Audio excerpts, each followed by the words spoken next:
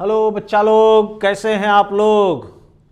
तो आइए स्टार्ट करते हैं हम लोग जो हमारे मॉलिक्यूलर बायोलॉजी का या हम कह दें मॉलिक्यूलर बेसिस ऑफ इनहेरिटेंस का जो लास्ट टॉपिक बचा है हमारा, आज हम लोग उसे कंप्लीट करेंगे।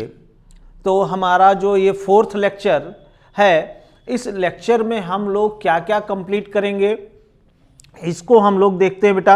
हमने देखिए बेटा डीएनए देख लिया था, सर्च फॉर जेनेटिक मटेरियल देख लिया, DNA replication, transcription, genetic code, translation, ये सारी चीज़ें हमने, और रेगुलेशन ऑफ जीन, ये सारी चीज़ें हमने जो है वो कंप्लीट कर लिया था बहुत अच्छे तरीके से। और दूसरी बात है कि उसके हमने कुछ क्वेश्चंस भी किए थे। ठीक है, हर टॉपिक में इसको हमने 3 लेक्चर में कंप्लीट किया था। ये हमारा जो है वो 4th लेक्चर है। तो ये जो आपका 4था लेक्चर है उसमें आज हम लोग किन बातों को डिस्कस करेंगे उसके बारे में हम लोग देखते हैं बेटा। तो सबसे पहले मैं आप लोगों से गुजारिश करता हूं कि अगर आपको हमारा वीडियो अच्छा लगता है तो हमारे चैनल को लाइक करें, साथ ही साथ सब्सक्राइब कर लें और अपने दोस्तों में ज़्यादा से ज़्यादा शेयर करें, ताकि बहुत कम समय में जो हम तैयारी का लक्ष्य किए हुए हैं अब उस लक्ष्य को हम लोग पा सकें। ठीक है बेटा, तो आप लोगों का ये लाइक और ये सब्सक्रिप्शन जो है वो क्या है, हमारे लिए मोटिवेशन का काम करता है। हमको कुछ और नहीं चाहिए, हमको सिर्फ आपका लाइक चाहिए बेटा, और आप हमारे चैनल को खाली सब्सक्राइब कर लीजिए, जिससे कि ये जो हमारा रास्ता है वो और आसान हो जाए। ठीक है बेटा, चलिए हम लोग देखते हैं कि आज के लेक्चर में हम लोग क्या क्या देखेंगे। तो देखिएगा बेटा, आज जो है हम लोग देखिए, ये जो हमारा द डीएनए स्ट्रक्चर था इसके बारे में हमने पढ़ा था। सर्च फॉर जेनेटिक मटेरियल, इसको हम लोगों ने देखा था। प्रॉपर्टीज ऑफ जेनेटिक मटेरियल को भी हमने देखा था। DNA replication, transcription, genetic code और translation, regulation of gene expression, ये हमने यहाँ तक कंप्लीट किया हुआ था। 3 लेक्चर में इसको हमने कंप्लीट किया था। अब हम देखेंगे बेटा ह्यूमन जीनोम प्रोजेक्ट और डीएनए फिंगरप्रिंटिंग। ये हम यहाँ पे देखेंगे 2 टॉपिक जो है वो हम यहाँ पे कंप्लीट करेंगे। है आपका कौन सा, ह्यूमन जीनोम प्रोजेक्ट और डीएनए फिंगरप्रिंटिंग। और आप लोग कान खोल कर सुन लीजिए, इन दोनों टॉपिक से, सिर्फ 2 टॉपिक से एक क्वेश्चन मस्ट है आएगा, 2 भी क्वेश्चन आ सकता है, कोई कहने की बात नहीं है। आप पेपर उठा करके देख लीजिए कि आपको 1 से 2 क्वेश्चन इन दोनों टॉपिक से मिल जाएंगे, सिर्फ दोनों टॉपिक से बेटा, बात समझिएगा। आगे आइए देखते हैं हम लोग। आज हम लोगों का यही टारगेट रहेगा। टारगेट में आज हमारे पास क्या है, ह्यूमन जीनोम प्रोजेक्ट जो है ये है, दूसरा है डीएनए फिंगरप्रिंटिंग, और हम लोग करेंगे बेटा कुछ PYQ। ठीक है बेटा, आगे हम लोग पढ़ रहे हैं। सबसे पहले हम बात करते हैं बेटा ह्यूमन जीनोम प्रोजेक्ट की। तो ह्यूमन जीनोम प्रोजेक्ट जो है वो क्या है एक्चुअल में। ये ह्यूमन जीनोम प्रोजेक्ट, पहले हम लोग समझें जीनोम किसे कहते हैं, व्हाट इज जीनोम। तो जीनोम जो है वो हैप्लॉयड सेट ऑफ क्रोमोसोम में टोटल डीएनए जो प्रेजेंट होता है उसी को हम जीनोम कहते हैं। बात समझ में आ गई। हैप्लॉयड सेट ऑफ क्रोमोसोम, जैसे हमारे पास कितने क्रोमोसोम होते हैं बेटा, 46 क्रोमोसोम होते हैं। उसमें हैप्लॉयड सेट की बात किया जाए तो कितना हो जाएगा, 23, यानी कि 23 हमारे मदर से आता है, 23 हमारे फादर से आता है। तो वही जो 23 क्रोमोसोम्स हैं उन्हीं को कहा जाता है बेटा haploid set of chromosome.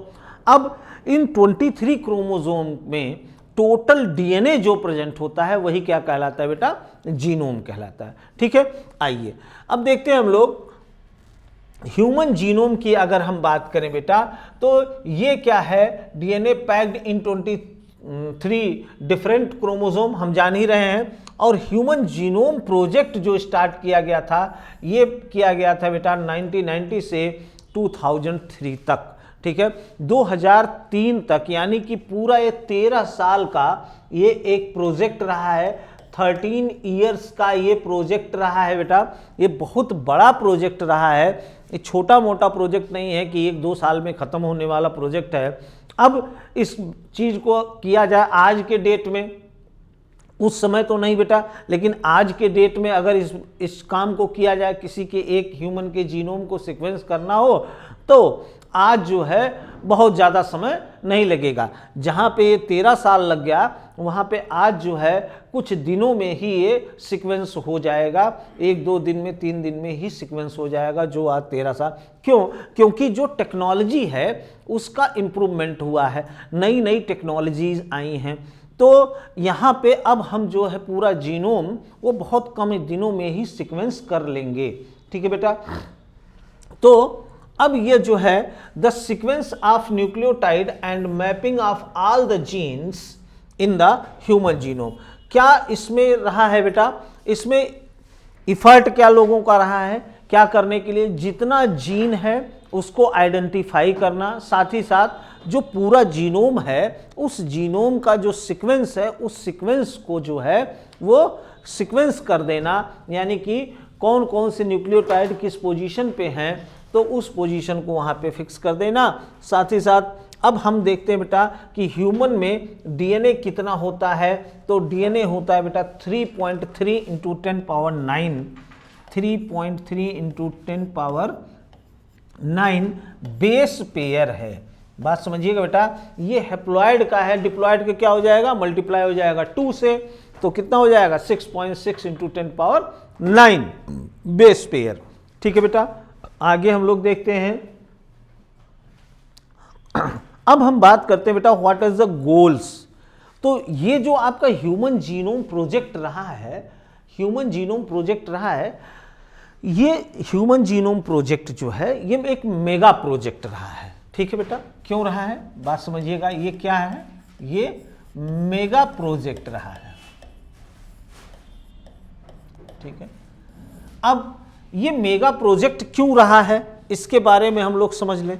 Mega project रहा है बेटा, ये मेगा प्रोजेक्ट जो रहा है वो क्यों रहा है उसके बारे में समझ लीजिए।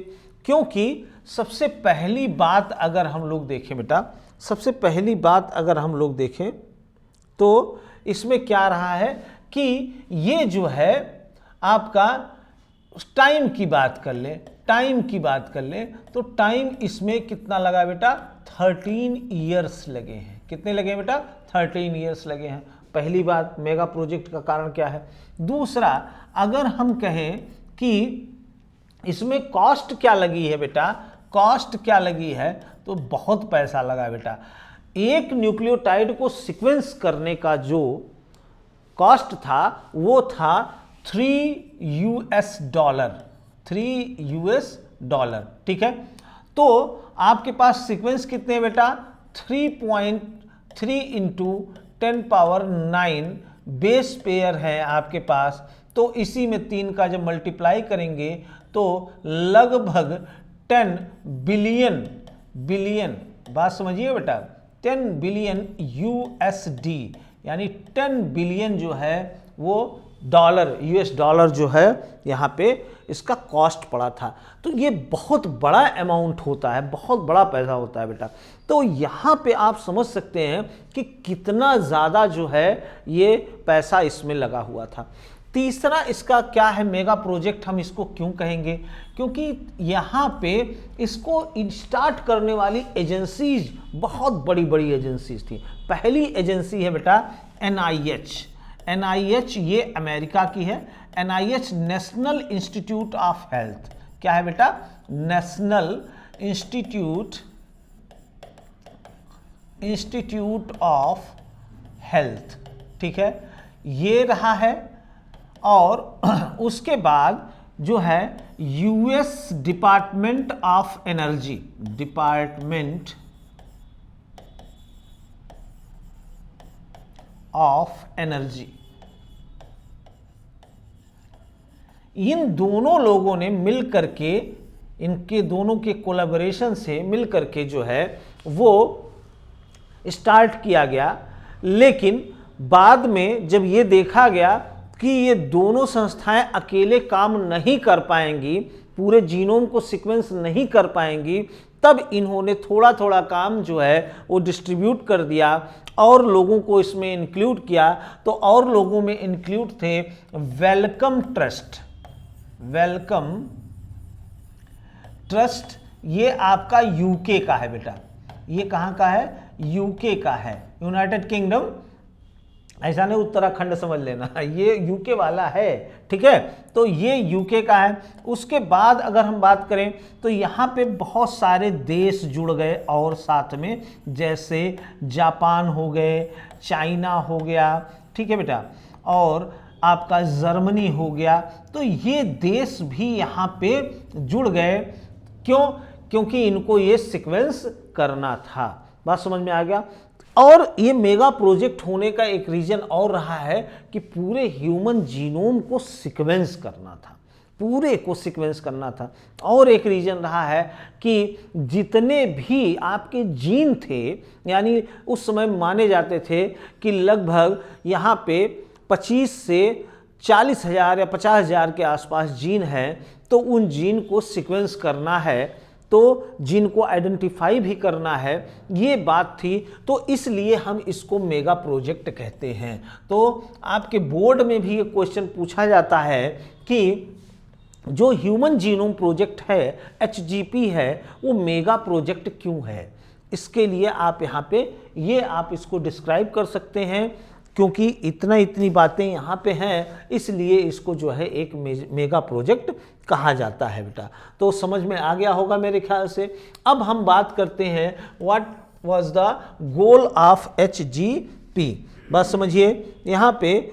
अब HGP का जो है वो क्या गोल रहा है उसके बारे में हम बात करेंगे। सबसे पहला, identify the estimated genes in the human DNA। जितना DNA में एस्टिमेटेड जीन्स हैं उन सबको आइडेंटिफाई करना। तो आइडेंटिफिकेशन में हमको क्या मिला बेटा? लगभग 30,000 जीन्स हमको मिले, ठीक है, 30,000 जीन मिले। तो इनका आइडेंटिफिकेशन करना था, तो अभी आइडेंटिफाई हो गए हैं। तो दूसरा गोल था यहाँ पे, determine the sequences of 3 billion chemical base pair, यानी 3.3 इंटू 10⁻⁹ जो बेस पेयर है उनको क्या करना था बेटा? आइडेंटिफाई करना था। उनको भी क्या करना है? सीक्वेंस करना है। अब इतना बड़ा जो डाटा आया है उसके लिए एक डाटाबेस तैयार करना। अब डाटा कैसे आया है, कितना बड़ा डाटा आया है? अगर हम कहें बेटा कि आप इस जो डाटा हमको निकल के आएगा, मतलब कि ATGC यही तो डाटा है, ATGC ऐसे ही तो निकल करके डेटा आएगा, ठीक है, ऐसे ही तो सीक्वेंस होगा DNA का, ठीक है। तो आप इसको मान लीजिए कि आप एक पेज लीजिए, ठीक है। एक पेज पे अगर आप 1000 सीक्वेंस लिखते हैं, 1000 न्यूक्लियोटाइड लिखते हैं, ऐसे आप 1000 पेजेज लिखते हैं, ठीक है। कितना पेज बेटा?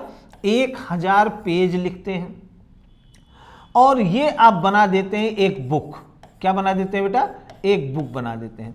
तो 1000 पेज की बुक जो है, जिसमें हर पेज में 1000 जो सीक्वेंस है वो लिखे गए हैं, ऐसे लगभग 3,300 बुक्स लगेंगे, 3300 बुक लगेंगे, तब जाकर के एक ह्यूमन का जीनोम जो है वो आप लिख पाएंगे।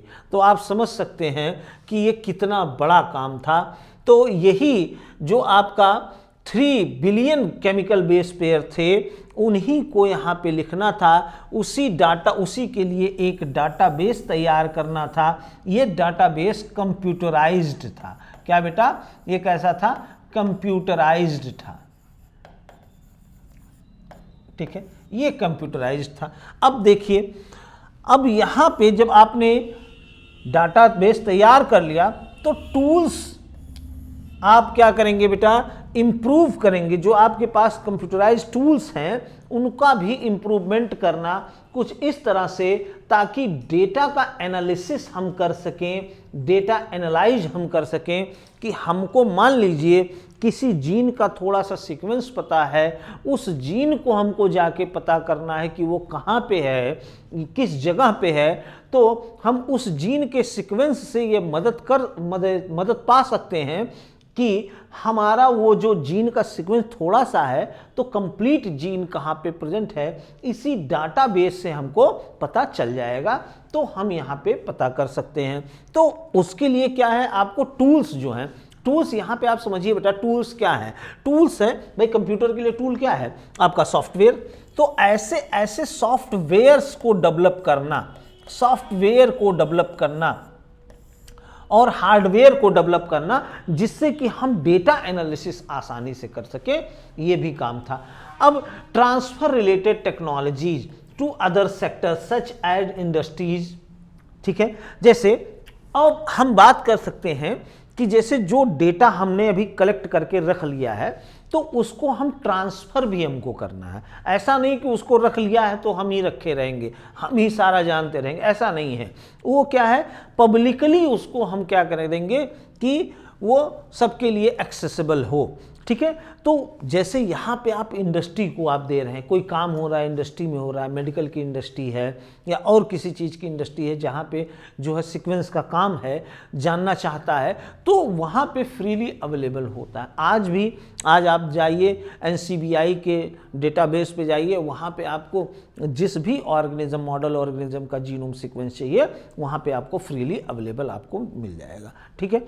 तो सभी सेक्टर्स में जो है इनको जो है भेजने का जो टूल डेवलप करना है वो भी हमको यहाँ पे करना है। साथ ही साथ हमको ethical, legal and social issues के बारे में भी अवेयर रहना है, और इस प्रोजेक्ट के दौरान जो भी इश्यूज आएंगे इस तरह के, इथिकल, लीगल या सोशल कोई इश्यू होगा, उस इश्यूज के बारे में भी हम लोग बात करेंगे, ठीक है बेटा। तो ये सब सारी चीज़ें, ये था मेन जो गोल था आपके ह्यूमन जीनोम प्रोजेक्ट का, वो ये था। आगे हम लोग देखते हैं बेटा, आगे हम लोग देखेंगे कि HGP जो है was closely associated with bioinformatics. अब एक इसी से क्या हो गया, एक नए बायोलॉजी के ब्रांच का उदय हुआ, एक नया बायोलॉजी का ब्रांच बना। वो ब्रांच था बेटा क्या, बायो इन्फॉर्मेटिक्स। क्या था बेटा, बायो इन्फॉर्मेटिक्स। अब ये बायो इन्फॉर्मेटिक्स है क्या, तो बायो इन्फॉर्मेटिक्स में जैसे हमने आपको कहा कि कंप्यूटर में ही डेटा को हमको क्या करना है बेटा, स्टोर रखना है, ठीक है। फिर उसमें हमको ऐसे ऐसे सॉफ्टवेयर का डेवलपमेंट करना है ताकि हम क्या करें कि उसको जो है हम एनालाइज भी कर सकें, अपने तरीके से एनालाइज कर सकें, ठीक है। तो वो सॉफ्टवेयर का डेवलपमेंट, हार्डवेयर का डेवलपमेंट, ये सब मिला करके क्या हो रहा है, एक नया ब्रांच बन रहा है बायोलॉजी का, जिसको हम क्या कहते हैं बेटा, बायो इन्फॉर्मेटिक्स। तो इसकी डिफिनेशन देखिए, application of computer technology and information science to organise, देखिए ध्यान से समझिएगा, टू ऑर्गेनाइज करना, interpret and predict biological structure and functions. तो यहां पे क्या करना, ऑर्गेनाइज करना है, साथ ही साथ इंटरप्रेट करना है। आप आज जो डेटा है उस डेटा को इंटरप्रेट भी करना है, साथ ही साथ प्रिडिक्ट बायोलॉजिकल स्ट्रक्चर। जैसे आपका मान लीजिए, इसमें आप क्या करते हैं, ठीक है, आपका मान लीजिए कोई एक DNA का सीक्वेंस है, सपोज कीजिए कोई एक जीन है बेटा, ध्यान से समझिएगा, एक जीन है, ठीक है। अब इस जीन का क्या होगा बेटा, एक जब ये ट्रांसक्राइब करेगा तो क्या बनाएगा, एक RNA बनाएगा, ठीक है। और RNA जब ट्रांसलेट करेगा तो क्या बनाएगा बेटा, एक प्रोटीन बनाएगा। बात समझ में आ गया, यहां तक समझ में आ गई बात। अच्छा, अब देखिएगा बेटा कि आपके पास मान लीजिए ये जीन है, तो उसमें जाहिर सी बात है यहाँ पे कोडॉन होंगे, यहाँ पे सीक्वेंसेस होंगे, ये सीक्वेंस ही है। अब इन सीक्वेंसेस के माध्यम से हमको ये पता चल जाएगा कि जो अमाइनो एसिड का चेन बनेगा पॉलीपेप्टाइड का, वो पॉलीपेप्टाइड में कौन कौन से अमाइनो एसिड आएंगे, वो चेन जो है यहाँ पे जो आपका अमाइनो एसिड का पॉलीपेप्टाइड बन रहा है उस पॉलीपेप्टाइड का स्ट्रक्चर कैसा होगा वो भी हम प्रिडिक्ट कर सकते हैं कि वो किस कन्फॉर्मेशन में होगा, उसका भी हम प्रिडिक्शन कर सकते हैं कि वो प्रोटीन का स्ट्रक्चर कैसा होगा जो इस जीन से बन रहा है, तो हम ये प्रिडिक्शन भी कर सकते हैं। तो यहां पे हम बायोलॉजिकल स्ट्रक्चर, बात समझ में आ गया कि हम प्रिडिक्ट कर रहे हैं क्या, बायोलॉजिकल स्ट्रक्चर एंड फंक्शन, और इसका जो है हम फंक्शन भी प्रिडिक्ट कर सकते हैं इसके जो है अमाइनो एसिड के नेचर के आधार पर कि यहाँ पे किस तरह का अमाइनो एसिड का यहाँ ओरिएंटेशन है और किस तरह का स्ट्रक्चर बन रहा है, तो ये किस तरह का काम कर सकता है, तो ये भी हम कर सकते हैं। यूजुअली अप्लाइज इन एनालाइजिंग डीएनए सीक्वेंस डेटा। ज्यादातर केस में क्या होता है बेटा कि हम एनालिसिस करते हैं किसका, डीएनए सीक्वेंस के डेटा को एनालिसिस करते हैं कहां पे बेटा, बायो इन्फॉर्मेटिक्स। देखिए जब नए नए टेक्निक्स का आने लगा है, यूज होने लगा मॉलिक्यूलर बायोलॉजी में, तो एक नए जो है वो बायोलॉजी के एक ब्रांच का उदय हुआ, उसका नाम क्या था बेटा, बायोटेक्नोलॉजी। आप क्या हुआ बेटा, वो बायोटेक्नोलॉजी उसका जो है उदय हुआ। और इसके अंतर्गत जब बायो यहां पे ये ह्यूमन जीनोम प्रोजेक्ट स्टार्ट हुआ, तो इसके बाद एक नया जो है वो आपका ब्रांच आ गया, वो था आपका बायो इन्फॉर्मेटिक्स, ठीक है। तो यानी कि ये बायोटेक्नोलॉजी और बायो इन्फॉर्मेटिक्स ये दोनों नए ब्रांच जो है ये आए अभी यहां पे, ठीक है बेटा। आइए हम लोग देखते हैं।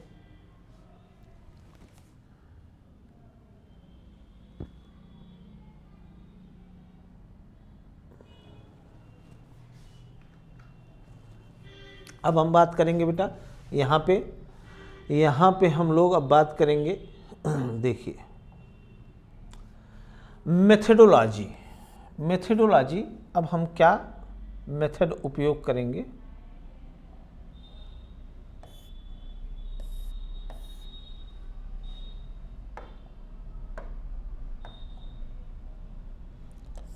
टू मेजर अप्रोचेस, दो मेजर अप्रोच हैं कि हम डीएनए को कैसे सीक्वेंस करेंगे, ठीक है। सपोज कीजिए कि दो मेथड क्या है। पहला मेथड है बेटा एक्सप्रेस्ड सीक्वेंस टैग्स।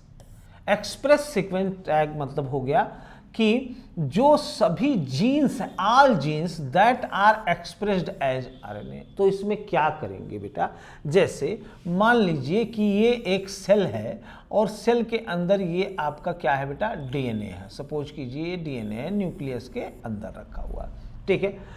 अब इसमें ये जो डीएनए है इसके सभी पार्ट तो एक्सप्रेस नहीं हो रहे होंगे। अगर हम कंप्लीट डीएनए की बात करें तो जितना डीएनए न्यूक्लियस के अंदर है वो सारा का सारा एक्सप्रेस नहीं हो रहा है, लेकिन कुछ भाग तो एक्सप्रेस हो रहा है। तो ये क्या करेंगे, जो जो भाग एक्सप्रेस हो रहे थे वो उन भागों का क्या बनेगा बेटा, आरएनए बनेगा, एमआरएनए बनेगा, आरएनए बनेगा। अब इन आरएनएज को क्या करना है, जो जितने सारे आरएनए हैं इन सभी आरएनए को, जितने भी आरएनए हैं इन सभी आरएनए को क्या करेंगे, हम आइसोलेट करेंगे।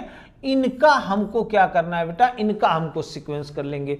जब इनका सीक्वेंस मिल जाएगा हमको, तो जो एक्सप्रेस्ड जीन है यानी जिनका एक्सप्रेशन हो रहा है उन डीएनए का हमको सीक्वेंस मिल जाएगा, ठीक है।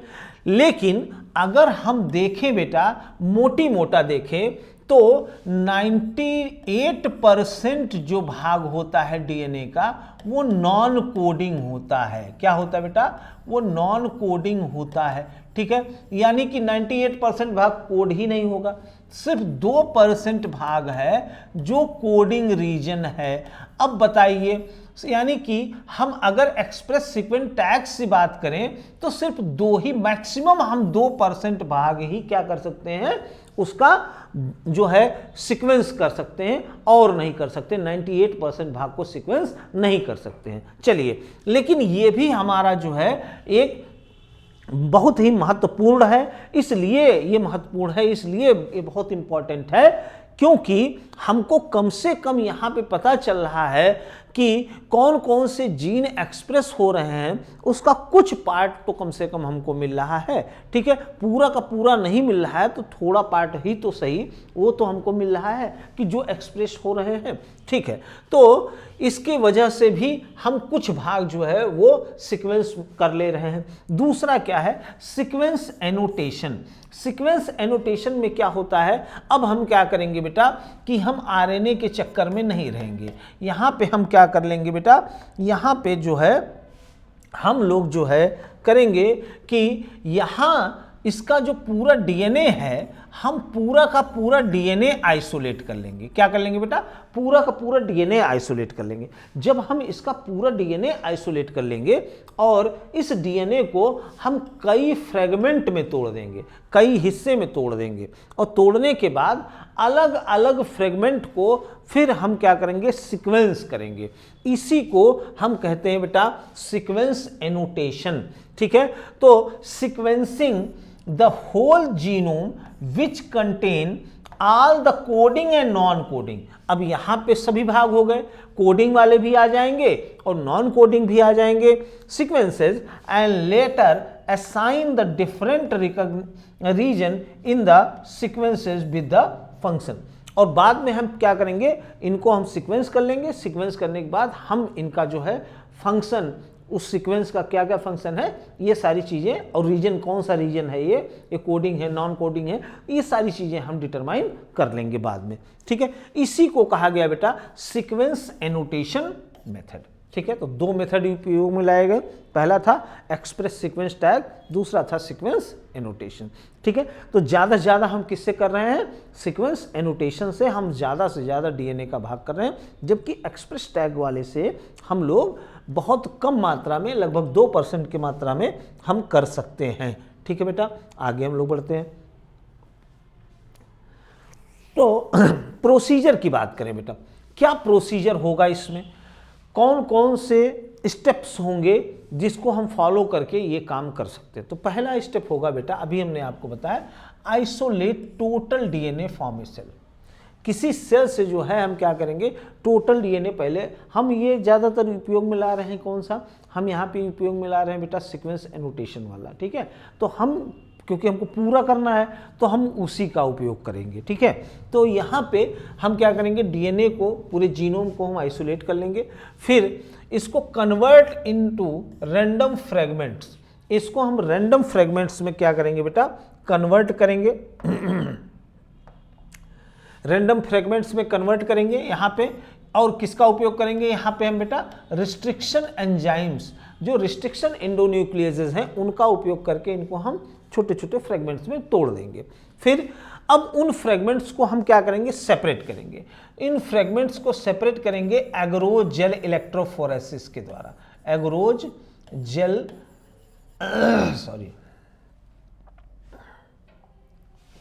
Agarose gel electrophoresis.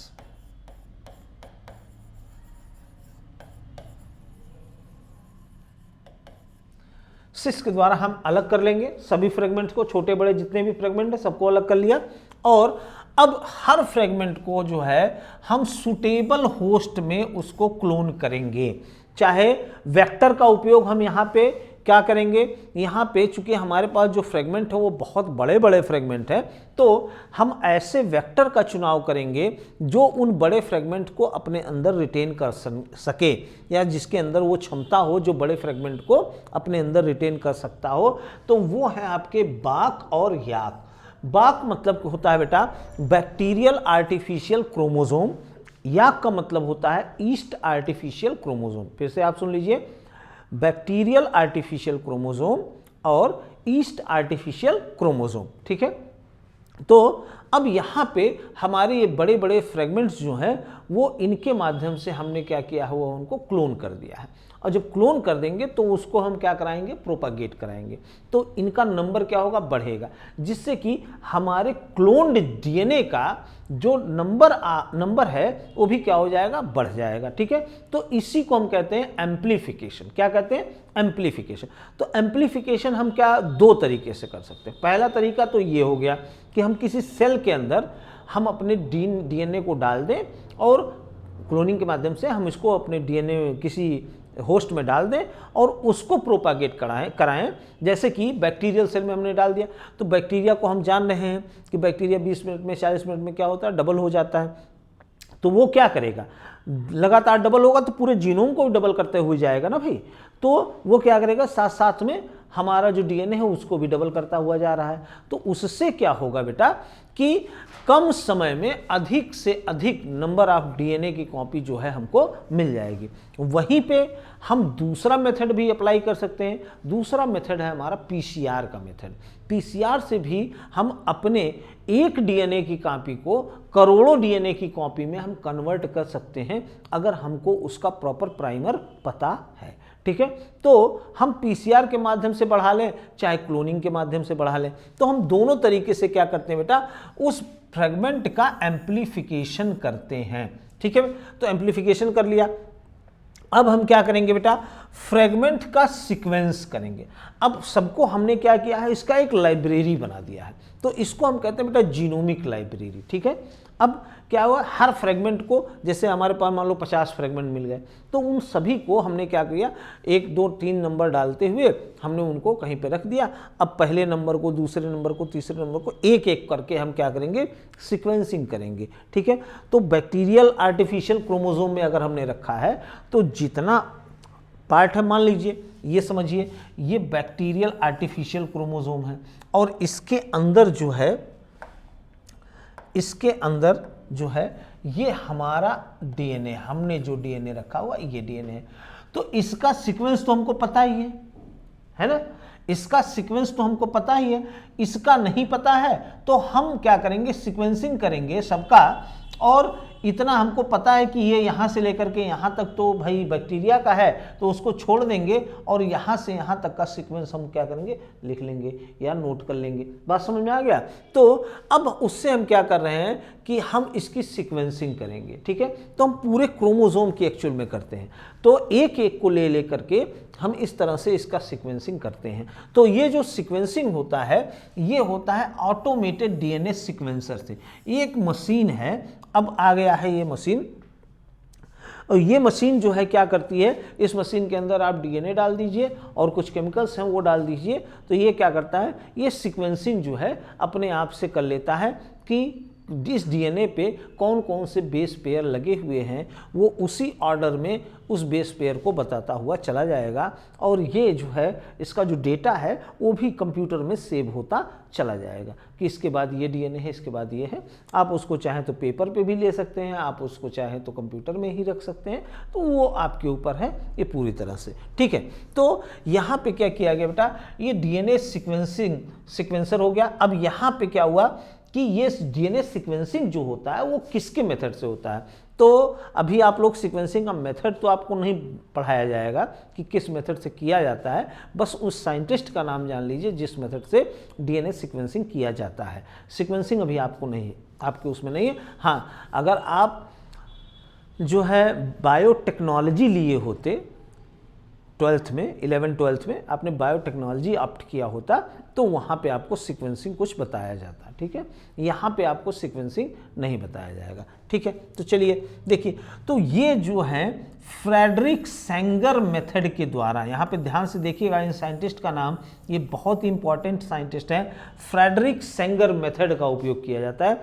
ये डबल नोबेल लॉरिएट हैं, याद रखिएगा बेटा, ये कैसे हैं, ये डबल नोबेल लॉरिएट हैं।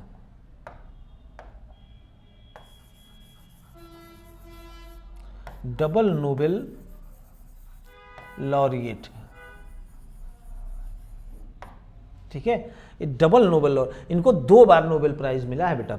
ठीक है, तो ये फ्रेडरिक सेंगर जो हैं, इन्हीं के मेथड से जो है वो डीएनए की सीक्वेंसिंग की जाती है।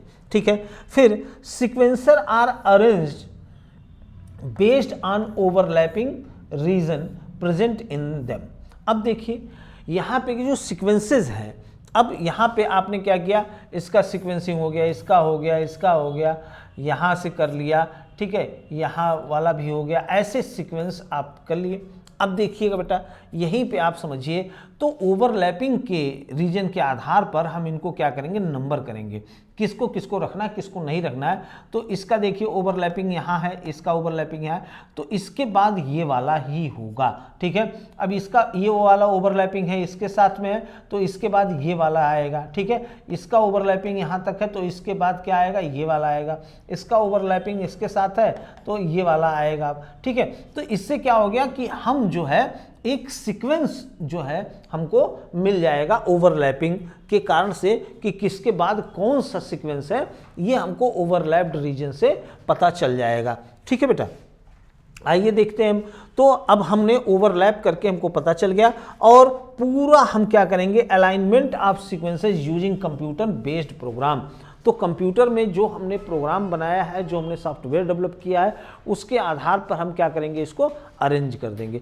यानी कि अब हर क्रोमोसोम का इसी तरह से हम काम करेंगे, और 23 के 23 जो क्रोमोसोम हैं उन सब का हम सीक्वेंसिंग कर लेंगे, ठीक है। अब हमने जब सीक्वेंसिंग कर लिया है तो हमको क्या मिला, ठीक है। अभी तो हमने देखा था गोल, फिर देखा क्या, मेथोडोलॉजी, और मेथोडोलॉजी के बाद में हमने प्रोसीजर भी देख लिया कि किस प्रोसीजर के साथ हम इस काम को करते हैं। फिर हम देखेंगे बेटा अब आउटकम क्या हुआ, क्या आया। अब इतना बड़ा हमने अगर काम किया तो क्या आया, तो इसके लिए हम लोग आगे देखते हैं बेटा कि यहाँ पे जो है, यहाँ पे हमको क्या क्या मिला। तो genetic and physical map on the genome were generated, जिससे जैसे जीनोम का पूरा जीनोम का सीक्वेंस हमको यहाँ से यहाँ तक का मिल गया। मान लीजिए ये एक इंड है और एक दूसरा इंड है, हमको यहाँ से यहाँ तक पूरा जीनोम हमको मिल गया एक क्रोमोसोम का।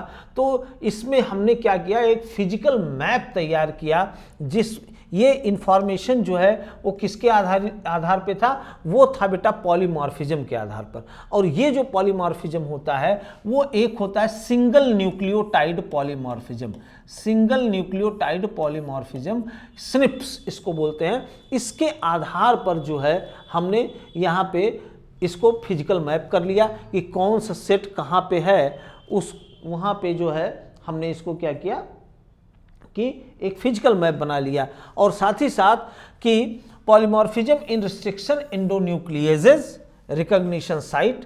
अब जैसे यही डीएनए का सीक्वेंस है, यहाँ पे साइट है आपके जो रिकॉग्निशन सीक्वेंसेस के, जो पैलिंड्रोमिक सीक्वेंस होते हैं उनके साइट हैं, जैसे GAATTC। तो ये साइट है, यहाँ पे कोई दूसरा साइट है, यहाँ पे कोई दूसरा साइट है। इसके आधार पर भी हमने क्या किया कि हम जो है एक मैप तैयार कर लिए कि इस पूरे डीएनए में जो है वो कहाँ कहाँ पर कौन कौन सा साइट प्रेजेंट है और किस किस रिस्ट्रिक्शन एंजाइम से वो कट सकता है, इसके आधार पर। तो जब किया जाता था जैसे डीएनए फिंगरप्रिंटिंग, अभी हम इसके बाद देखेंगे, तो वहाँ पे सबसे पहले किया गया बेटा रिस्ट्रिक्शन फ्रेगमेंट लेंथ पॉलीमॉर्फिज्म, ठीक है। फ्रेगमेंट का जो लेंथ होता है वो रिस्ट्रिक्शन एंडोन्यूक्लियोजेस की साइट के आधार पर जो है उसका जो पॉलीमॉर्फिज्म होता है पहले उसके आधार पर किया गया था, ठीक है। और साथ ही साथ सम रिपीटिटिव डीएनए सीक्वेंसेस, कुछ जो है यहाँ पे रिपीटिटिव डीएनए सीक्वेंसेस भी होते हैं जो नॉन कोडिंग रीजन होते हैं, लेकिन इन्हीं की वजह से जो है वो बहुत सारी चीज़ें हम यहाँ पे देखते भी हैं। चलिए आगे हम लोग बढ़ते हैं बेटा। अब हमको पता चल गया है कि सारा जीनोम हमने सीक्वेंस कर लिया है, तो उसमें क्या हुआ, क्या हमको मिला बेटा, क्या फीचर है। तो हम देख रहे हैं कि पूरे ह्यूमन जीनोम में जो है 3164.7 मिलियन न्यूक्लियोटाइड बेसेज या बेस पेयर हैं, इतना। यानी इसको हम लोग वैसे ही लिखते हैं 3.16 × 10⁹, ठीक है, ऐसे लिखते हैं, ठीक है। तो ये हो गया। और एवरेज यहाँ पे नंबर ऑफ जीन की बात करें तो नंबर ऑफ जीन यहाँ पे 30,000 जीन है। नंबर ऑफ जीन कितने बेटा, 30,000 जीन मिले, इतना तो सीक्वेंस है, और जीन्स का नंबर कितना, 30,000। तो उस हिसाब से पर जीन की बात करें तो एक जीन एवरेज की बात करें तो एन एवरेज जो है वो 3000 बेस का एक जीन है, जिसमें कि सबसे बड़ा जीन जो है वो डिस्ट्रोफिन जीन है, जो एक्स क्रोमोसोम पे पाया जाता है, और इसमें होता है बेटा 2.4 मिलियन बेस। इसमें क्या होता है 2.4 मिलियन बेसिस, ठीक है। टोटल नंबर ऑफ जीन और 99.9% न्यूक्लियोटाइड बेसिस क्या होते हैं, आइडेंटिकल होते हैं सभी लोगों में। यहाँ का कोई व्यक्ति हो, चाहे जापान का हो, चाइना को, अफ्रीका को हो, अमेरिका को, कहीं का कोई हो, उसका अगर हम जीनोम देखें तो 99.9% जो है वो एक दूसरे से हमारा क्या होता है, मैच करता है, सबका एक ही है। उसमें से सिर्फ 0.1% जो जीनोम होता है वही क्या होता है, डिफरेंट होता है, जो makes each of us unique, जो हमको क्या बनाता है, यूनिक बनाता है, कि हम जैसा इस धरती पर कोई नहीं है। इस बात को हमेशा याद रखना कि यही जो 0.1% है यही हमको क्या करता है बेटा, यूनिक बनाता है। The function of unknown for over 50% of the discovered gene, यानी कि जो आपके 30,000 जीन अभी तक खोजे गए हैं, इनमें से 50% का फंक्शन अभी तक अननोन है। उनका जो क्या फंक्शन है, क्या रोल प्ले कर रहे हैं, ये हमको अभी तक नहीं पता है, ठीक है बेटा। तो ये कुछ क्या है, सेलिएंट फीचर्स हैं। अब हम लोग देखते हैं बेटा सेलिएंट फीचर में कुछ और बातें देखते हैं। क्रोमोसोम फर्स्ट की अगर हम बात करें, क्रोमोसोम फर्स्ट सबसे बड़ा क्रोमोसोम है, सबसे लार्जेस्ट क्रोमोसोम है, जिसमें 2968 जीन्स हैं, जबकि वाई हैज फेस्ट यानी कि 231 जीन्स प्रेजेंट होते हैं आपके वाई क्रोमोसोम पे, और फर्स्ट क्रोमोसोम पे 2968 जीन्स प्रेजेंट हैं। कहाँ पे, आपके फर्स्ट क्रोमोसोम पे। Less than 2% of genome code for protein, 2% से भी कम, अभी हमने आपको बताया था स्टार्टिंग में, 2% से भी कम जो है जीनोम वो प्रोटीन को कोड करते हैं, ट्रांसक्राइब करते हैं। और यहां पे अगला है repeated sequences makes a very large portion of human genome. पूरे जीनोम का अगर हम देखें तो जो रिपीटेड सीक्वेंसेस हैं, रिपीटेड सीक्वेंसेस समझिएगा बेटा, जैसे मान लीजिए ये डीएनए का सीक्वेंस है और हम कह रहे हैं कि 3 न्यूक्लियोटाइड का रिपीट है, GAC, सपोज कीजिए GAC 3 न्यूक्लियोटाइड का सीक्वेंस है, और इसका रिपीट जो है वो बार बार आ रहा है। इसका रिपीट मान लीजिए 100 बार आया है, ठीक है, 100 बार रिपीट आए हैं ऐसे। तो ये सीक्वेंस क्या हो गया, ये रिपीटेड सीक्वेंस हो गया। इसके नंबर में है, बात समझिए, किसी में ये 100 बार होगा, किसी में जो है 110 बार होगा, किसी में 98 बार होगा, किसी में 97 बार होगा। तो ऐसे हो सकता है कि ये जो रिपीटेड सीक्वेंसेज हैं वो सबके अंदर हैं, हमारे अंदर भी है, आपके अंदर भी हैं, लेकिन उनकी संख्या क्या होगी बेटा, अलग अलग होगी। आगे हम लोग डीएनए फिंगरप्रिंटिंग का यही बेस बनता है कि जो रिपीटेड सीक्वेंसेज हैं इन्हीं का नंबर जो होता है वो क्या होता है, सब में क्या होता है, अलग होता है। रिपीटेड सीक्वेंसेज सब में सेम होंगे, सीक्वेंस सेम होगा। जैसे GAC हमने कह दिया तो GAC सब में पाया जाएगा, आप में भी, हम में भी, सब में पाया जाएगा। लेकिन हमारे में मान लीजिए 110 है, आप में 109 होगा, उनमें 108 होगा, इनमें 97 होगा, उनमें 55 होगा, उनमें 56 होगा, सब में क्या होगा, ये अलग अलग होगा, ठीक है।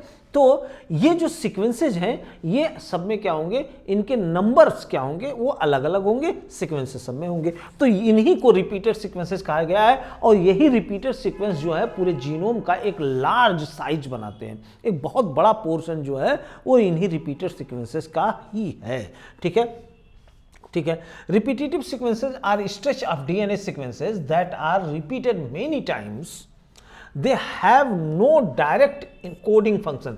इनका कोई कोडिंग रोल नहीं है, मतलब कि ये कोई चीज कोड नहीं करते, कोई प्रोटीन नहीं कोड करते हैं, लेकिन उसके बावजूद में they shed light on chromosome structure. तो ये काम क्या कर सकते हैं, क्रोमोसोम के स्ट्रक्चर बनाने के काम में आएंगे, उसके डायनेमिक्स में और एवोल्यूशन में।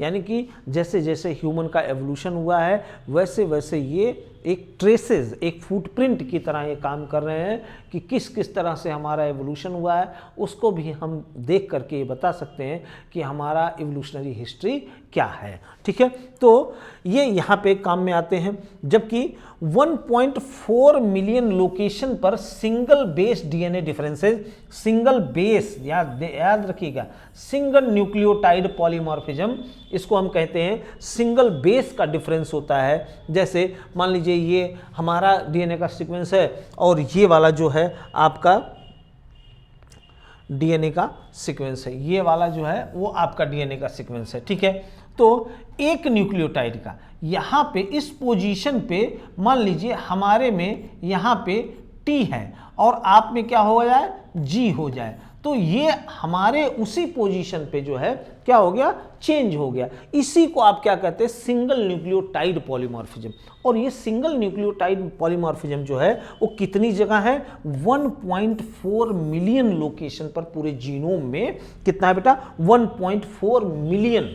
ठीक है, लगभग 14 लाख जगह पे है, कितने, 14 लाख जगह पे है, लोकेशन पर है। ठीक है, इसी को हम कहते हैं सिंगल न्यूक्लियोटाइड पॉलीमॉर्फिज्म या स्निप्स इन ह्यूमंस। ह्यूमंस के अंदर, ह्यूमन जीनोम के अंदर जो है ये पाए जाते हैं।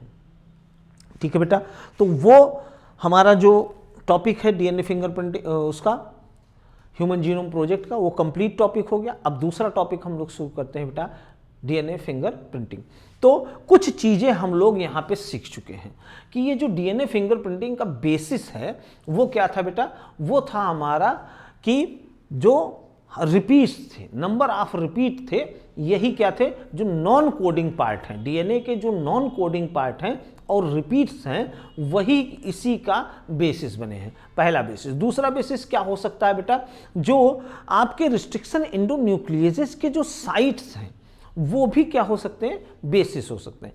वो बेस हो सकते हैं जिसके कारण से क्या होता है कि फ्रेगमेंट की जो लेंथ होगी वो क्या हो जाएगी, छोटी बड़ी हो सकती है। तो उसी को हम कहते हैं बेटा कि RAFLP। ठीक है, तो वो है RFLP जो है, वो RFLP जो होगा यानी कि restriction fragment length polymorphism, RFLP जो है वो RFLP भी जो है डीएनए फिंगरप्रिंटिंग का एक क्या बनेगा, आपका बेस बनाएगा। तो सबसे पहले उसी से किया गया, फिर उसके बाद में और अपग्रेड किया गया, तो ये variable number of tandem repeats जो है यहाँ पे आएगा। चलिए हम लोग इसको देखते हैं। तो डीएनए फिंगरप्रिंटिंग जो है technique which is used to identify the similarities of DNA fragment of two individual. जैसे फिंगरप्रिंटिंग हम लोग जानते हैं बेटा, फिंगरप्रिंटिंग मतलब क्या है कि ये हमारे जो अंगूठे का या उंगलियों का जो निशान होता है दो व्यक्तियों का सेम नहीं होता। ठीक उसी प्रकार से दो व्यक्तियों का जो डीएनए का सीक्वेंस है वो भी कभी सेम नहीं होता है। इसी आधार को लेकर के ये बनाया गया कि दो व्यक्ति हैं और उनके डीएनए जो होंगे वो क्या होंगे, कभी भी सिमिलर नहीं हो सकते हैं एक्सेप्ट आइडेंटिकल ट्विंस। जो आइडेंटिकल ट्विंस हैं उनमें डीएनए सिमिलर हो सकता है, लेकिन इसके अलावा कहीं भी आपको ये देखने को नहीं मिलेगा। बात समझ में आ गई है। तो यहाँ पर आपको आइडेंटिकल ट्विन को छोड़ करके जितने भी लोग हैं इस दुनिया में सबका डीएनए क्या होगा, एक जैसा नहीं होगा। इसी को आधार मान करके एलेक्स जेफरी साहब ने 1985 में सोच लीजिए 1985 में डीएनए फिंगरप्रिंटिंग जो है वो स्टार्ट किया। और एलेक्स जेफरी के अंडर में ही हमारे देश के डॉक्टर लालजी सिंह, याद रखिएगा बेटा, डॉक्टर लालजी सिंह इन्हीं के साथ में काम किए थे। और डॉक्टर लालजी सिंह ने ही क्या किया था, जो डॉक्टर लालजी सिंह थे ये बीएचयू के वाइस चांसलर भी रहे हैं, सीसीएमबी हैदराबाद के डायरेक्टर भी रहे हैं। ठीक है, और ये बहुत बड़े नामी गिरामी साइंटिस्ट रहे हैं। ये बीएचयू में जो है डॉक्टर लालजी सिंह बीएचयू में ही इन्होंने रिसर्च किया, बीएससी एमएससी की पढ़ाई करी, फिर बीएचयू से ही रिसर्च किया और उसके बाद एलेक्स जेफरी के साथ अमेरिका गए, एलेक्स जेफरी के साथ में भी काम किया और इन्हीं से टेक्निक जो है सीख करके आए इंडिया में। और इंडिया में सबसे पहली बार जो राजीव गांधी हत्याकांड था उसको जो है सॉल्व करने में डीएनए फिंगरप्रिंटिंग का मदद लिया गया डॉक्टर लालजी सिंह से, जो उस समय सीसीएमबी हैदराबाद के ये डायरेक्टर हुआ करते थे। ठीक है, तो अगर आपसे पूछा जाए कि इसको डेवलप करने का, डीएनए फिंगरप्रिंटिंग डेवलप करने का जो फाउंडर है वो कौन है, तो वो है बेटा एलेक्स जेफरी। ठीक है, वहीं पे Indian father of DNA fingerprinting कौन हो जाएंगे बेटा, डॉक्टर लालजी सिंह। डॉक्टर लालजी सिंह जो हैं वो Indian father of DNA fingerprinting है। ठीक है, ठीक है, अभी पिछले 2 साल हो गया, 2-3 साल हो गया इनकी डेथ हुई, डॉक्टर लालजी सिंह साहब की। ठीक है, चलिए कोई बात नहीं, तो आगे आते हैं हम लोग। DNA of an organism carries some non-coding sequences called repetitive sequences। ठीक है, डीएनए जो होता है उसमें क्या होगा, कुछ नॉन कोडिंग होता है, कुछ कोडिंग होता है। अब जो नॉन कोडिंग सीक्वेंसेज होते हैं उनमें कुछ रिपीटिटिव सीक्वेंसेज होते हैं, जो रिपीटिशन होता है जिनका, ऐसे सीक्वेंसेज जिनका कई बार रिपीटिशन होता है उन्हें रिपीटिटिव सीक्वेंसेज कहेंगे। अब ये रिपीटिटिव सीक्वेंसेज जो है वो आपके 2 तरह के होते हैं, एक मिनी सेटेलाइट होता है, एक माइक्रो सेटेलाइट होता है। ठीक है, तो जो मिनी सेटेलाइट होते हैं और जो वेरिएबल, या इन्हीं को आप कहते हैं variable number of tandem repeats, variable number of tandem repeat, ये जो रिपीट्स हैं, ठीक है, ये जो टेंडम रिपीट्स हैं इनका नंबर ही क्या होगा बेटा, वेरिएबल होगा, अलग अलग होगा, आप में अलग है, हम में अलग है। वो जो रिपीट है वो आप में भी है, हम में भी है, लेकिन उसका नंबर जो होगा वो क्या होगा, अलग अलग होगा। उसी को कहा जाता है बेटा VNTR, variable number of tandem repeats. ठीक है, number of a repeat is specific from person to person. यही जो नंबर है रिपीट के, ये क्या होंगे, स्पेसिफिक होंगे और हर इंडिविजुअल में अलग अलग पाए जाएंगे। ठीक है, आइए आगे हम लोग बढ़ते हैं। यहाँ पे अब हम बात करते हैं स्टेप्स की। पहला स्टेप हम क्या लेंगे, यहाँ पे स्टेप क्या लेंगे, तो पहला स्टेप है बेटा isolation of DNA. DNA fingerprinting जो है क्यों किया जा रहा है, किया जा रहा है इसलिए जैसे हमको पैटर्निटी टेस्ट करना है। ठीक है, पैटर्निटी का मतलब हो गया है हस्बैंड वाइफ हैं, उनके 2-3 बच्चे हैं, तो अब हस्बैंड अगर कह दे कि ये फला बच्चा हमारा नहीं है तो आप उसका डीएनए टेस्ट करवा लो। अगर हमारा नहीं है तो उसका मतलब है किसी का होगा ही। ठीक है, तो जब डीएनए टेस्ट करवाया जाएगा तो पता चल जाएगा कि माँ बाप से मैच कर रहा है या नहीं कर रहा है। माँ से तो मैच करेगा ही, लेकिन पिता से मैच कर रहा है कि नहीं कर रहा है। अगर नहीं मैच कर रहा तो वाकई में वो नहीं, अगर मैच कर रहा तो वह बच्चा वो उसी का है। ठीक है, तो ये पैटर्निटी टेस्ट के लिए होता है, पहली चीज़। दूसरी चीज़, मर्डर या रेप के केस में जो क्राइम हो रहे हैं इनके केस में कि मर्डर एक्चुअल में किसने किया है या रेप किसने किया है, सस्पेक्ट के आधार पर जो है हम यहाँ पे ट्रेस कर सकते हैं कि किस व्यक्ति ने जो है ये काम किया होगा। मर्डर या रेप का केस जो होता है वो किसने किया होगा। जैसे मान लीजिए कि कोई व्यक्ति है हमारा गला दबा रहा है, ठीक है, हमारा गला दबा रहा है, हमको मारने की कोशिश कर रहा है, भाई बंदूक से दूर से मार के भाग जाए तो नहीं बता सकते, लेकिन अगर हाथापाई हुई है हमारे उसकी तो क्या होगा, हमारे नाखूनों में उसके बॉडी के कुछ सेल्स आ जाएंगे, भाई हाथापाई होगी, कहीं रगड़ झगड़ होगा, कहीं नाखून फाखून लगे कि नहीं लगेगा, बात समझ में आएगी नहीं, तो क्या होगा, नाखून के अंदर हमारे नाखून के अंदर उस इंडिविजुअल का सेल आ जाएगा। अब इन हमारी मौत के बाद इन नाखूनों से उन सेल्स को आइसोलेट किया जाएगा। अब जब सेल को आइसोलेट किया जाएगा तो उससे जीनोम को आइसोलेट किया, पूरे जीनोम को, पूरे डीएनए को आइसोलेट किया जाएगा। तो सबसे पहला है कि डीएनए को आइसोलेट करना है। ठीक है, अच्छा और क्या काम हो सकता है, और काम हो सकता है बेटा कि जैसे हमने कहा कि आपको हम चावल दे रहे हैं या धान दे रहे हैं, सीड दे रहे हैं, और हम कह रहे हैं कि भैया ये प्योर बासमती चावल है। ठीक है, ये 100% प्योर बासमती चावल है, जो हमारे यहाँ का ओरिजिनल नेटिव है वही है, और हम चावल को आपको सेंट मार के दे रहे हैं कि ले जाओ भैया। ठीक है, तो आप उसको चेक कैसे करोगे कि ओरिजिनल है या डुप्लीकेट है, तो आप क्या करोगे, उसका डीएनए आइसोलेट करोगे। डीएनए आइसोलेट करके फिर क्या करोगे, आप चेक करोगे, उसको मैच कराओगे ओरिजिनल बासमती के जीनोम से कि ये वाकई में है या नहीं है। ठीक है, तो स्पीसीज कोई भी स्पीसीज, पर्टिकुलर स्पीसीज, ये वही है या नहीं है, इसकी भी जांच हम जो है डीएनए फिंगरप्रिंटिंग से कर सकते हैं। ठीक है, तो इससे कई जो है हमको फॉरेंसिक भी फायदे हैं और इस तरह से हम स्पीसीज डाइवर्सिटी को भी जानने के लिए इसमें हमारे डीएनए फिंगरप्रिंटिंग की बड़ी हेल्प होती है। ठीक है बेटा, तो अब देखिए पहला स्टेप क्या होगा, पहला स्टेप होगा हमारा डीएनए आइसोलेशन। तो वहाँ से हम क्या करेंगे, डीएनए चाहे वो प्लांट होगा, एनिमल होगा या कोई भी व्यक्ति होगा या सस्पेक्ट होगा या विक्टिम होगा, उससे हम क्या करेंगे, डीएनए को आइसोलेट करेंगे। तो यहाँ से हम क्या कर रहे हैं, फ्रॉम एनी सेल्स ऑफ और ब्लड स्टेन, सीमन स्टेन्स और हेयर रूट्स। अगर हेयर एक बाल भी टूट करके गिर गया है तो उसका रूट होगा, उस रूट से, रूट के सेल से हम क्या करेंगे, डीएनए आइसोलेट कर लेंगे। इतने हमारे पास सोफिस्टिकेटेड टेक्नोलॉजी आ गई है कि हम कुछ सेल भी मिल जाएगा, 2-4 सेल भी मिल जाएगा, 10 सेल भी मिल जाएगा, तो भी हम उससे उसका डीएनए आइसोलेट कर लेंगे। ठीक है, तो हमने रूट हेयर रूट से भी निकाल लेना है। सीमन स्टेन, रेपिस्ट है तो सीमन होगा ही कहीं ना कहीं, तो सीमन से हम जो है आइसोलेट कर लेंगे, हमारे पास हो जाएगा। ब्लड स्टेन, अगर खून का धब्बा कहीं पे लगा हुआ है, खून का धब्बा कहीं दीवार पे है या कहीं पे है, कपड़े पे है, तो वहाँ से जो है हम आइसोलेट कर लेंगे, डीएनए आइसोलेट कर लेंगे, कहीं से हम जो है डीएनए आइसोलेट कर लेंगे। ठीक है, तो डीएनए आइसोलेशन हो गया हमारा। उसके बाद हम क्या करेंगे बेटा, उसके बाद हम क्या करेंगे, उसके बाद हम करेंगे बेटा दूसरा स्टेप, एम्प्लीफिकेशन। अब जो डीएनए हम पाए हैं तो उस डीएनए में कोई ज़रूरी है कि उतना से हमारा काम हो जाए, नहीं हो सकता है ना, बहुत कम मात्रा में पाए हैं ना, तो हम क्या करेंगे, एम्प्लीफिकेशन। तो एम्प्लीफिकेशन में हम किसकी मदद लेंगे, पीसीआर की मदद लेंगे, पॉलीमरेज चेन रिएक्शन।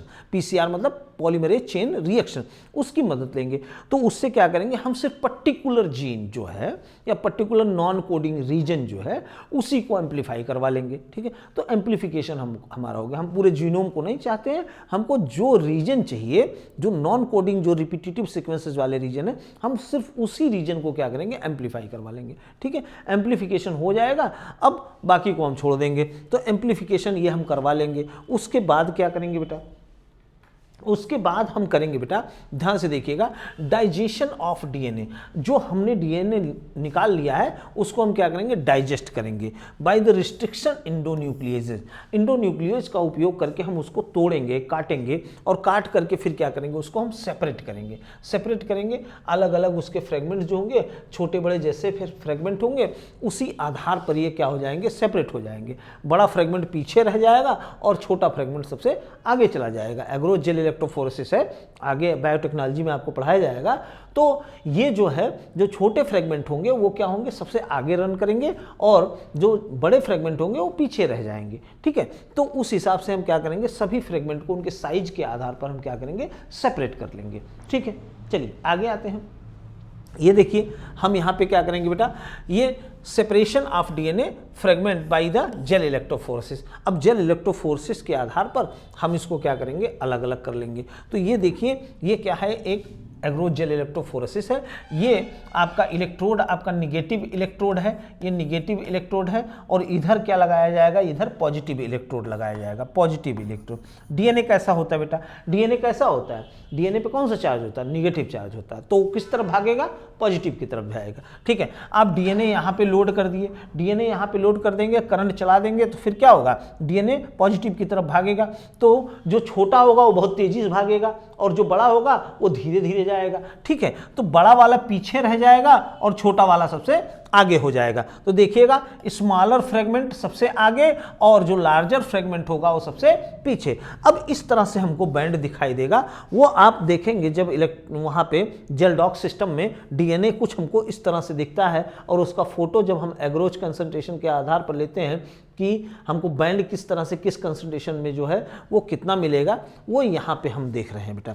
ठीक है, तो इस तरह से हम क्या करेंगे बेटा, सेपरेट कर लेंगे। डीएनए को हमने सेपरेट कर लिया। सेपरेट करने के बाद हम क्या करेंगे, इसको हम ट्रीट करेंगे एल्कली सोल्यूशन से, जिससे कि क्या हो जाए बेटा, डीनेचर हो जाए। जो हमने डीएनए मिला हमको बेटा, वो क्या था, वो डबल स्ट्रैंड था। अब यहाँ पे हम मान लीजिए NaOH का उपयोग करेंगे तो क्या होंगे, ये जो दोनों स्ट्रैंड हैं ये क्या हो जाएंगे बेटा, अलग अलग हो जाएंगे, डीनेचर हो जाएंगे, इनके बीच का जो हाइड्रोजन बॉन्ड है वो क्या हो जाएगा, टूट जाएगा। हाइड्रोजन बॉन्ड टूटने के कारण ये दोनों सेपरेट हो जाएंगे। अब सेपरेशन होने के बाद में क्या करेंगे बेटा, सिंगल स्ट्रैंड अब हमने कर दिया है, तो अब इसके बाद हम करेंगे बेटा कि यहाँ पे ट्रांसफर करेंगे, ब्लॉट करेंगे, ठीक है। अब सेपरेशन हो गया, सेपरेशन करने के बाद अब हम यहाँ पे एक्चुअल में प्रोब लगाएंगे, ठीक है, सॉरी प्रोब नहीं, यहाँ पे हम इसको क्या करेंगे, ब्लॉट करेंगे। तो जैसे मान लीजिए ब्लॉटिंग जो होता है कुछ इस तरह से होता है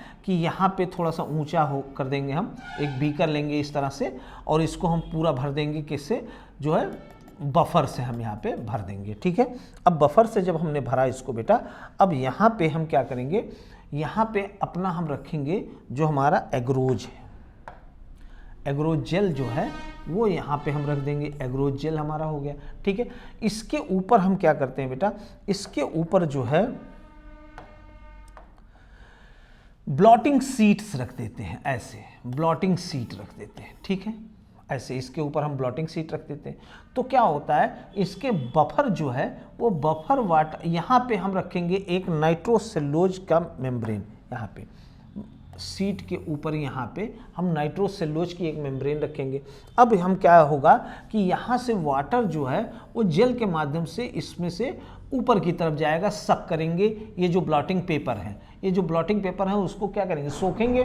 तो सोखेंगे तो वाटर नीचे से जाएगा ना, तो वाटर जब नीचे से जाएगा तो इसके अंदर जो डीएनए हैं वो डीएनए उसी सीट पर जा करके चिपक जाएंगे, ठीक है। तो सीट पर गए, चिपक गए यहाँ पे डीएनए। अब ये डीएनए क्या थे, जो सिंगल स्ट्रैंड हो गए थे वो डीएनए आकर के यहाँ पे चिपक गए हैं। अब ये इसको हम कहते हैं बेटा ब्लॉटिंग, ठीक है, इसको हम कहते हैं बेटा सदर्न ब्लॉटिंग, सदर्न ब्लॉटिंग, ठीक है। सदर्न ब्लॉटिंग में हम क्या करते हैं बेटा, डीएनए को हम जो है वो नायलॉन पेपर पे लेते हैं। वहीं पे वेस्टर्न ब्लॉटिंग जो होता है, वही नदर्न ब्लॉटिंग जो होता है, वहाँ पे हम क्या करते हैं, आरएनए को हम नायलॉन पेपर पे लेते हैं। वहीं पे जो वेस्टर्न ब्लॉटिंग होता है उसमें हम प्रोटीन को लेते हैं। बात समझ में आ गया। तो सदर्न ब्लॉटिंग किसके लिए, डीएनए के लिए, नदर्न ब्लॉटिंग किसके लिए, आरएनए के लिए, और वेस्टर्न ब्लॉटिंग किसके लिए बेटा, प्रोटीन के लिए हम वेस्टर्न ब्लॉटिंग करते हैं। तो इस तरह से हम क्या करेंगे, ब्लॉट करेंगे। और नायलॉन का जो हमारे या नाइट्रोसेल्यूलोज का जो हमारा ये एक मेम्ब्रेन है, उस मेम्ब्रेन पे हमारे डीएनए के जो बैंड हैं वो सारे एज इट इज यहाँ पे आ जाएंगे, ठीक है। अब आगे देखते हैं हम लोग। देखिए इसके बाद हम क्या करेंगे बेटा, अब नाइट्रोसेल्यूलोज फिल्टर पेपर पे हम सोल्यूशन अभी हमने आपको कर दिया। अब नाइट्रोज जो सेल्यूलोज है आपका पेपर, यहाँ पे मान लीजिए डीएनए हमको दिखाई नहीं दे रहा है बेटा, दिखाई नहीं दे रहा, यहाँ पे डीएनए है। अब क्या करेंगे कि इसके साथ में हम radio active labelled single standard DNA probe का उपयोग करेंगे। अब हम इसको प्रोब लगाएंगे तो जहाँ जहाँ पे भी हमारा डीएनए होगा वहाँ वहाँ पे प्रोब जा करके क्या करेगा बेटा, बाइंड कर लेगा। मान लो यहाँ पे है, यहाँ पे है, यहाँ पे है, यहाँ पे है, ये जा करके क्या हुआ, बाइंड कर लिया, यहाँ पे प्रोब जा करके बाइंड कर लिया। अब इसको हम क्या करेंगे बेटा, इसको हम जो है प्रोब जो है उसके ऊपर हम क्या रख देंगे, इसके ऊपर हम रख देंगे बेटा एक्सरे वाली फिल्म। तो रेडियो एक्टिविटी जहाँ जहाँ होगी वहाँ वहाँ पे क्या अपीयर हो जाएगा, ब्लैक अपीयर हो जाएगा। आपने देखा हुआ है एक्सरे वाली फिल्म। तो जब नाइट्रोसेल्यूलोज मेम्ब्रेन के ऊपर हम एक पेपर रखेंगे, कौन सा, एक्सरे वाला, तो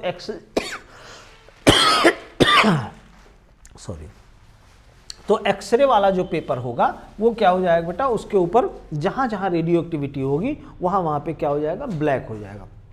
तो जो बैंड होंगे हमारे वो हमको दिखाई देंगे, ठीक है। यहाँ पे देखिए जेल में हमको फोटो इस तरह से दिखता है, इस तरह से हमको जेल का फोटो दिखता है, ठीक है। तो अब ऑटो रेडियोग्राफी हमने कर लिया है, उसी को हम क्या कहेंगे बेटा, ऑटो रेडियोग्राफी।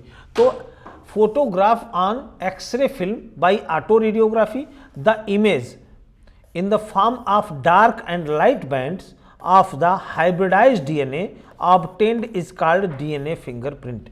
अब जैसे इसी के ऊपर आपने क्या किया, एक्सरे फिल्म डाल दिया, तो पता चला है, ध्यान से देखिएगा बेटा, सपोज कीजिए आपका यहाँ पे बाइंड किया है, यहाँ पे बाइंड किया है, यहाँ पे बाइंड किया है, यहाँ पे बाइंड किया है, यहाँ पे भी है, यहाँ पे भी है, यहाँ पे भी है, तो यहाँ पे जो है आपका प्रोब बाइंड किया हुआ है, ठीक है।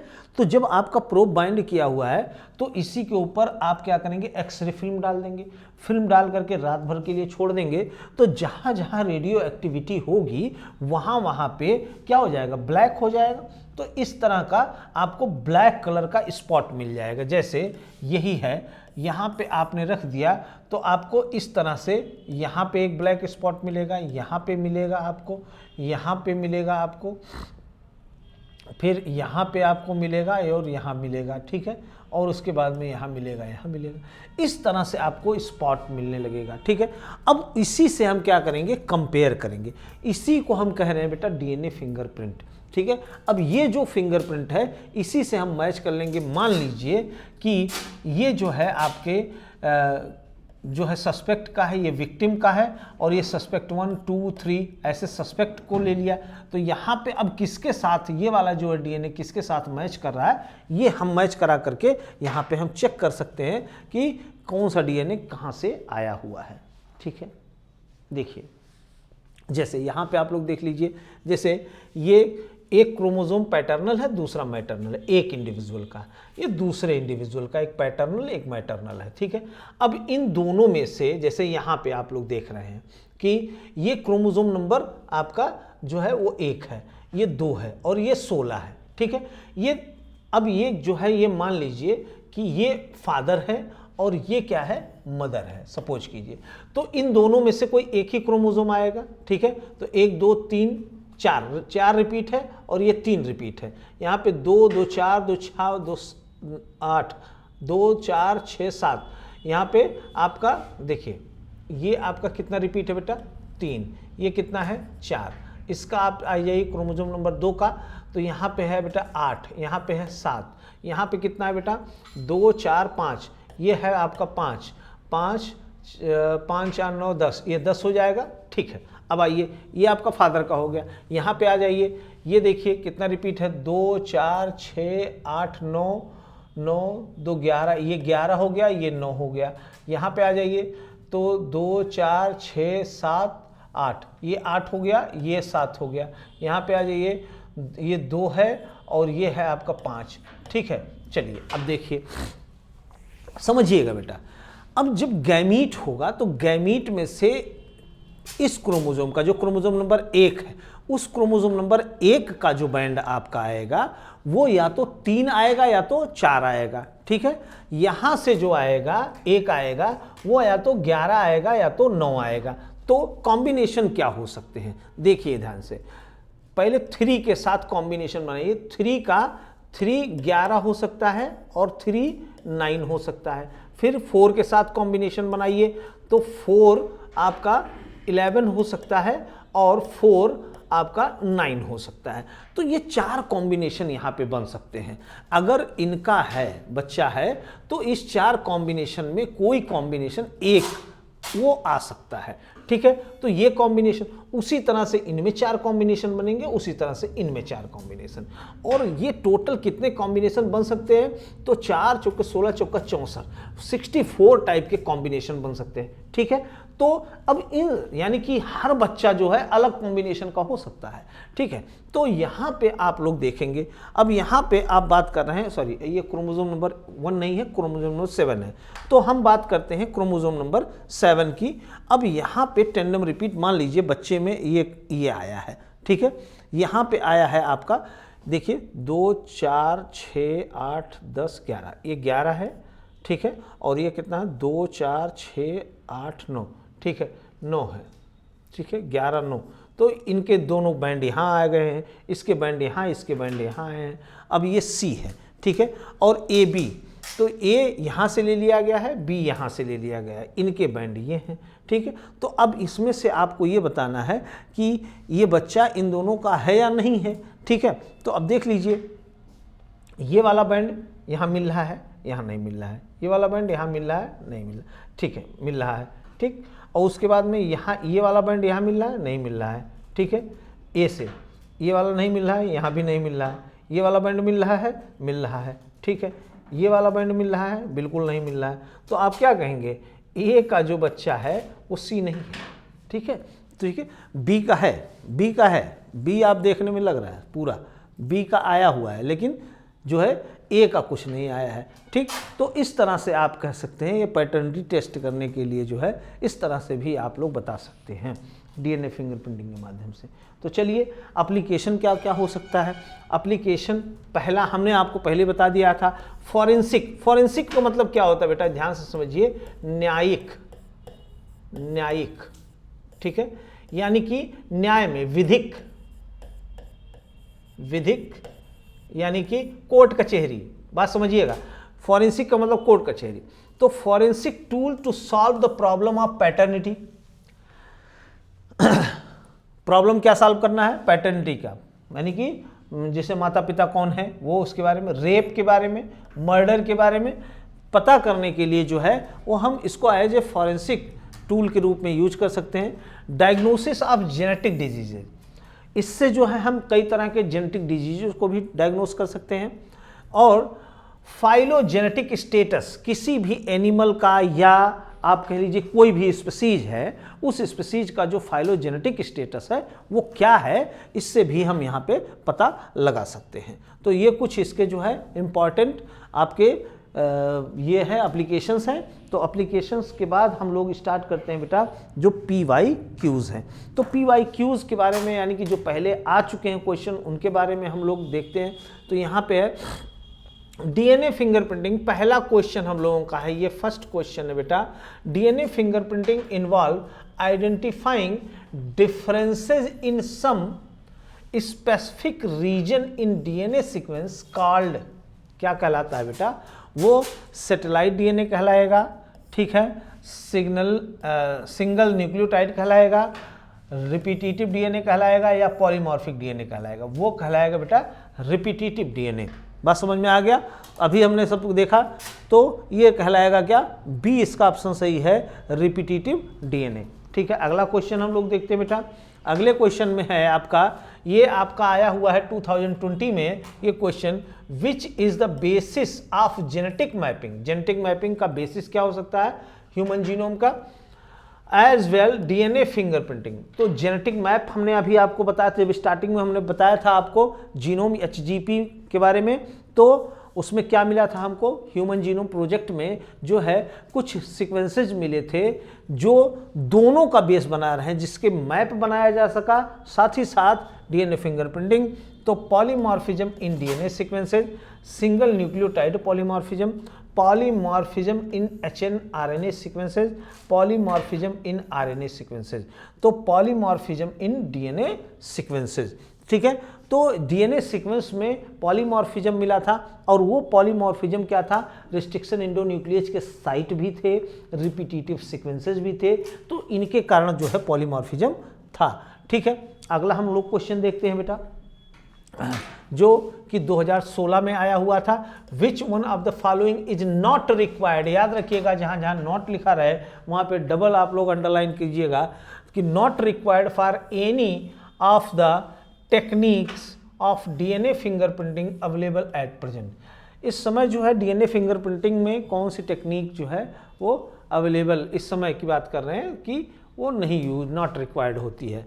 Zinc finger analysis, restriction enzyme, DNA hybridization, polymerase chain reaction. देखिएगा बेटा हम लोग किसका उपयोग नहीं करते हैं, पहले बात समझिएगा, रिस्ट्रिक्शन एंजाइम का उपयोग करते हैं, ठीक है।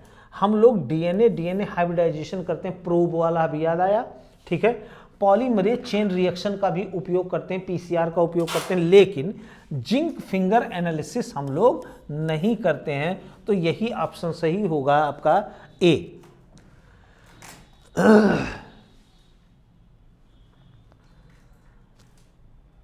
अगला क्वेश्चन हम लोग देखते हैं बेटा, satellite DNA is important.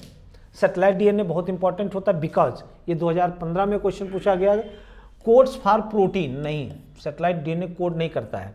shows high degree of polymorphism in population and also the same degree of polymorphism in an individual which is heritable from parent to children, यही ऑप्शन सही है आपका बी, जबकि does not code for protein and, ठीक है, same in all member of the population, population के सभी member में ये एक जैसा नहीं होता है। Code for enzyme needed for DNA replication, ऐसी कोई बात नहीं है, तो आपका ये जो बी ऑप्शन है वो करेक्ट ऑप्शन है। अगला हम लोग देखते हैं क्वेश्चन 2004 में एक क्वेश्चन पूछा गया था, DNA fingerprinting refers to molecular analysis और प्रोफाइलिंग ऑफ डीएनए सैंपल, ठीक है, analysis of DNA sample using imprinting devices, techniques used for molecular analysis of different specimens of DNA. अगला है techniques used for the identification of fingerprint of individual, तो बेटा molecular analysis and profiling of DNA sample, ये इसका answer होगा, ठीक है बेटा, ये पहला आंसर जो है इसका सही है।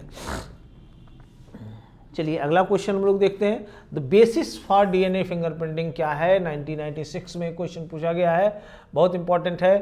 तो बेसिस क्या है, occurrence of restriction fragment length polymorphism RFLP, phenotypic difference between the individual, availability of the cloned DNA, knowledge of human karyotype, तो occurrence of restriction fragment length polymorphism RFLP, जो अभी आपको मैंने बताया था डीएनए फिंगरप्रिंटिंग में दो तरह से पहले किया जाता, पहले जो है आरएफएलपी किया जाता था, बाद में रिपीटेटिव सीक्वेंसेस का उपयोग किया गया, तो ये हमने आपको बताया, तो ये है आपका।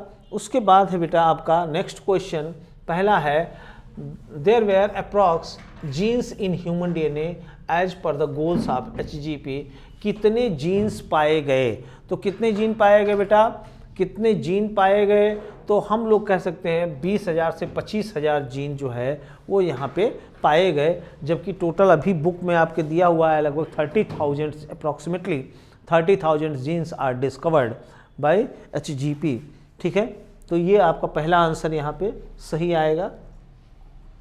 अगला क्वेश्चन हम लोग देखते हैं बेटा, अगला क्वेश्चन है बेटा, मेथड या approaches of SGP include access sequence tag, नहीं एक्सप्रेस सीक्वेंस टैग, ठीक है, बस और कोई नहीं, ठीक है, ये एक्सप्रेस सीक्वेंस टैग जो क्या है बेटा, एचजीपी में दो टेक्निक यूज किया गया था, एक्सप्रेस सीक्वेंस टैग और दूसरा क्या था, सीक्वेंस एनोटेशन मेथड, तो पहला ये मेथड था आपका express sequence tag. Next question हम लोग देखते हैं, अगला क्वेश्चन है हमारा, वो है BAC stand for bacterial artificial chromosome, कहाँ एक कलर लिखा हुआ है, ठीक है, binomial artificial characterization bacterial artificial chromosome, यही सही है, ठीक है, तो बैक्टीरियल आर्टिफिशियल क्रोमोसोम ही यहाँ पे क्या है बेटा, सही है। और वहीं पे अगर बात करें हम याक की, तो याक की बात करेंगे तो क्या हो जाएगा, ईस्ट आर्टिफिशियल क्रोमोसोम, क्या हो जाएगा ये, ईस्ट आर्टिफिशियल क्रोमोसोम, ठीक है।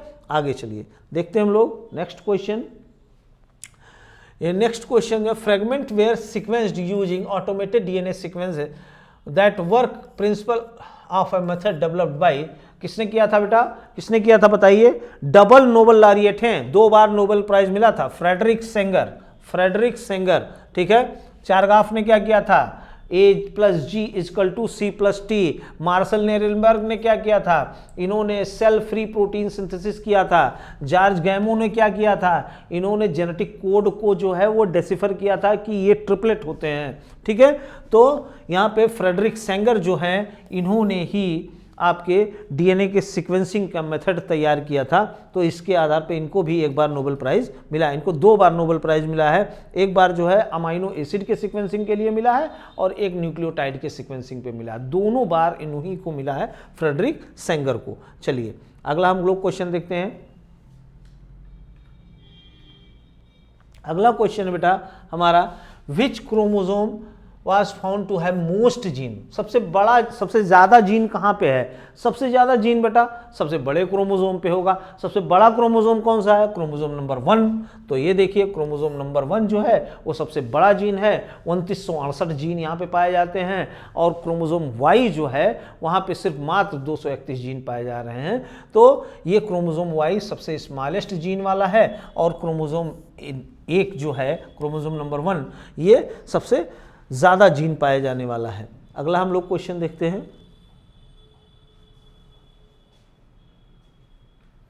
ठीक है, VNTR, अभी हमने आपको बताया VNTR variable number of tandem repeats कहाँ है बेटा? Variable number of tandem repeats. देखिए ये आपका क्या हो जाएगा? बी आंसर इसका सही है। Variable number of tandem repeat जो है यहाँ पे बी आंसर सही है। चलिए अगला क्वेश्चन देखते हैं हम लोग। खत्म हो गया, चलिए कोई बात नहीं। तो आज ये चैप्टर हम लोगों का यहाँ पे कंप्लीट हो चुका है। अब नेक्स्ट जो हमारा लेक्चर होगा वो अगले चैप्टर के लिए होगा। टॉपिक आपका एवोल्यूशन होगा, चैप्टर आपका एवोल्यूशन होगा। तो एवोल्यूशन जो है वो अब हम लोग देखेंगे नेक्स्ट लेक्चर में। तो अगर वीडियो आपको अच्छा लगा हो तो लाइक ज़रूर कीजिएगा, साथ ही साथ हमारे चैनल को सब्सक्राइब कर लीजिए और लोगों को, अपने मित्रों को, अपने दोस्तों को, फ्रेंड सर्किल में इसको जो है शेयर कीजिए ज़्यादा से ज़्यादा, ताकि जो है वो लोग भी इसका लाभ उठा सकें। तो पूरा वीडियो देखने के लिए आपको तहे दिल से धन्यवाद। Thank you. जय हिंद, जय भारत।